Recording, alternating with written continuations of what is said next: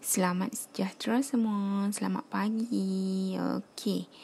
Cikgu nak minggu ni semua semangat belajar tengok video ni. Okey, terima kasih semua yang buka video ni. Okey, minggu lepas kita belajar unit 2. Minggu ni pun masih unit 2. Minggu lepas kita belajar apa? Kita belajar apa itu kepribadian diri. Apa ciri-ciri dia? Apa kesan kalau kita ni tak ada pegangan agama atau kepercayaan? Okey. Untuk minggu ni kita akan belajar kepentingan apa?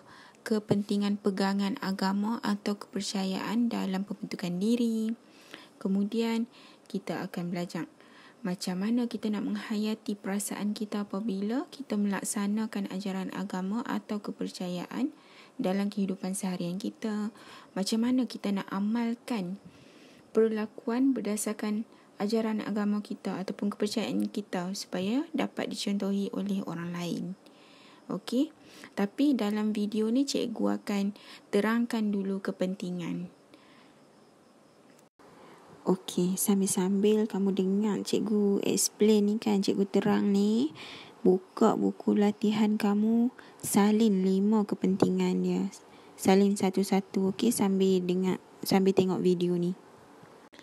Okey, di sini cikgu dah senaraikan dah 5 kepentingan pegangan agama atau kepercayaan dalam membentuk peribadi diri kita. Okey, yang pertama, meningkatkan penghayatan manusia terhadap nilai-nilai murni. Membezakan amalan baik dengan amalan buruk, melahirkan individu yang berpekerti mulia, meningkatkan disiplin dan imej diri, menjauhi perkara yang dilarang. Okey, seterusnya cikgu akan explain, terangkannya secara lebih terperinci.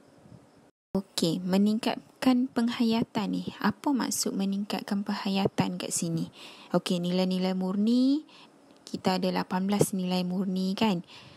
Okey, macam-macam kita ada. Rajin, baik hati, hormat, kasih sayang. Okey.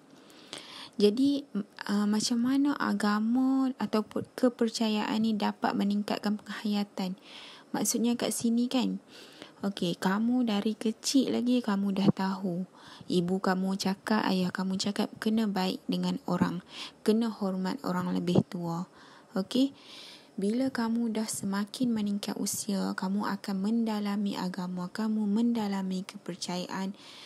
Kamu akan bukan saja tahu, bukan saja faham, tapi kamu akan mengamalkan. Kat sinilah yang maksudnya meningkatkan penghayatan manusia terhadap nilai-nilai murni. Maksudnya kamu bukan saja tahu, bukan saja faham, tetapi kamu akan mengamalkan. Seterusnya, membezakan amalan baik dengan amalan buruk. Okey, kamu tengok gambar tu. Telinga dia satu, dia dengar yang buruk, satu yang baik. Okey, sebab itulah pentingnya kita ni ada agama, ada kepercayaan. Jadi, kita dapat bezakan walaupun dekat sekeliling kita ni hari-hari kita berhadapan dengan perkara yang buruk, perkara yang baik. Jadi, apabila kamu ni seorang yang beragama, seorang yang berkepercayaan, jadi kamu akan dapat bezakanlah amalan baik dan amalan buruk. Contohnya, kawan kamu cakap, hari ni tak payah masuk kelas lah. Jadi kamu fikir, sebagai seorang pelajar, apa tanggungjawab kamu? Mak ayah hantar pergi sekolah untuk belajar pandai-pandai. Jadi, kat sini kamu tahulah apa yang baik, apa yang buruk. Jadi kamu boleh cakap kat kawan kamu, tak boleh, saya mesti masuk kelas, saya datang kelas untuk belajar. Okey, yang ketiga, melahirkan individu yang berpekerti mulia. Okey, cikgu suka sangat tiga insan yang dalam gambar ni.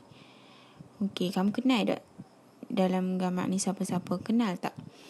Okey, yang pertama tu grandpa, kita panggil dia grandpa. Kalau kamu cari dekat, kalau kamu tak pernah tengok dia kan, kamu cari dekat YouTube. banyak sangat video-video dia memasak. Dia ni seorang lelaki India yang sangat baik. Dia masak dalam kuantiti yang banyak untuk dibagi ke anak-anak yatim. Okey, sedap sangat masakan dia tu lah. Okey, kat sini bukanlah cikgu nak cerita dia masak sedap. Okey, cikgu nak cakap kat sini macam mana dia boleh jadi seorang individu yang berpekerti mulia. Pastinya lah grandpa ni adalah seorang yang beragama dan juga mempunyai kepercayaan dalam hidup dia lah. Sebab itulah dia boleh jadi seorang yang berpekerti mulia. Okey, yang seterusnya. Kat sini kita ada Ustaz Ibit Liu. Kat sini pun mungkin ada yang kenal, mungkin ada yang tak kenal. Sama juga kamu boleh cari kat Google. Okey. Banyak sangat tolong orang susah. Yang ketiga ni Uncle Kwan. Uncle Kwan ni pun sangat terkenal kan. Dia sangat banyak membantu orang-orang susah. Antaranya dia sediakan van jenazah. Dia tolong orang-orang susah. Dia bagi sewa rumah yang murah. Okey, kalau dalam gambar ni kan, dia sewakan rumah dia dengan keadaan yang murah. Okey, dalam gambar ni semuanya insan-insan ni berduit kan. Okey, tetapi cikgu nak ingatkan, cikgu bagi contoh-contoh ni bukanlah maksudnya orang yang ada duit saja berpekerti mulia, yang tolong orang dari segi duit saja berpekerti mulia, tidak. Tetapi kat sini cikgu nak highlight, nak tekankan kat kamu yang tak kira siapa pun, apa pun agama kita, apabila kita, sebab setiap agama menuntut kita untuk berbuat baik. Jadi inilah adalah pentingnya agama atau kepercayaan dalam kehidupan kita. Okey, yang keempat ni meningkatkan disiplin dan imej diri. Okey, apa maksud dia? Macam mana agama ni boleh tingkatkan disiplin dan imej diri kita? Okey, contohnya setiap agama mesti menuntut kita kan untuk berpakaian bersih. Okey, tak semestinya kita pakai baju mahal, baju cantik, tak pakai baju baru. Tapi kat sini kita menjaga imej diri kita. Maksudnya kita, contohnya cikgu bagi kita pakai pakaian bersih supaya taklah mengganggu orang di sekeliling kita kan.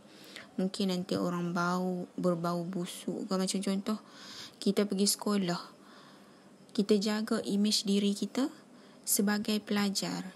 Pastikan pakaian kita bersih, kemas. Okey, disiplin. Maksudnya pergi sekolah, rambut kemas, kita patuh kepada arahan dan juga peraturan. Yang ni lah macam mana agama atau kepercayaan dapat meningkatkan disiplin dan imej diri. Kita tepati masa, kita patuh arahan, peraturan. Okey. Kepentingan yang terakhir kat sini adalah menjauhi perkara yang dilarang. Okey, maksudnya kat sini pentingnya kita ada agama, ada kepercayaan supaya kita dapat jauhkan perkara-perkara yang dilarang lah. Maksudnya kita jauhkan perkara yang memudaratkan diri kita. Cikgu bagi sebagai contoh pengambilan dadah. Bila kita ni ada agama, ada kepercayaan, kita takkan buatlah sesuatu yang akhirnya akan merosakkan diri kita. Ataupun cikgu bagi lagi contoh pergaulan bebas. Okay, jadi sebab perbuatan-perbuatan ni adalah yang akhirnya akan membuatkan diri kita jadi seorang yang negatif, tak baik. Okey, jadi agama ni, apabila kita ada agama, apabila kita ada kepercayaan, kita akan melakukan perkara yang baik-baik dan menjauhi perkara yang dilarang. Okey, terima kasih kelas, terima kasih pelajar semua yang tengok video ni sampai habis. Okey, jangan tutup handphone lagi. Jangan pergi buat benda lain lagi, okey? Sambung ke subtopik yang seterusnya. Tadi yang cikgu bagi tahu kan kita ada 3, okey? Yang ni baru kepentingan. Okey, jom kita sambung yang lain pula.